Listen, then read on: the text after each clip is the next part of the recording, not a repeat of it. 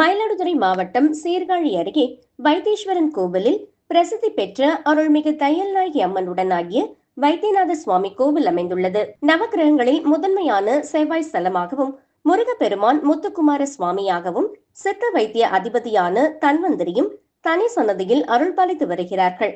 இக்கோவிலின் சித்திரை மாத திருவிழாவின் முக்கிய நிகழ்வான நகரத்தார் குலதெய்வ வழிபாடு நடைபெற்று வருகிறது. காரைக்குடி, சிவகங்கை, புதுக்கோட்டை, தஞ்சாவூர், ஒரத்தநாடு, கந்தர்வக்கோட்டை, பேராவூரணி, கீழசீவல்பட்டி, பரமக்குடி, திருச்சி உள்ளிட்ட பகுதிகளைச் சேர்ந்த லட்சக்கணக்கான நகரத்தார் பாத யாத்திரையாக வந்து நேர்த்திக்கடன் செலுத்தி தங்கள் குலதெய்வ வழிபாட்டை நிறைவேற்றி வருகின்றனர்.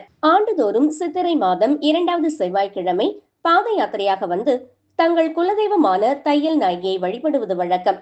சித்திரை மாதம் முதல் செவ்வாய் அன்று தங்கள் வேண்டுதல் நிறைவேற வீட்டில் மஞ்சள் தடவிய குச்சியை வைத்து பூஜித்து பாத யாத்திரை துவங்கும் மக்கள் தங்கள் வேண்டுதல் நிறைவேறியதற்கு காணிக்கையாக அந்த குச்சியை கோவில் கொடிமரத்தில் செலுத்துகின்றனர். பின்னர் அம்பாள் மற்றும் சுவாமியை தரிசித்து வழிபடும் நகரத்தார் மக்கள் தங்களுடைய புதிய வேண்டுதலுக்காக கொடிமரத்திலிருந்து மாற்று குச்சியை எடுத்து செல்வதும் இம்மக்களின் வழக்கமாக உள்ளது.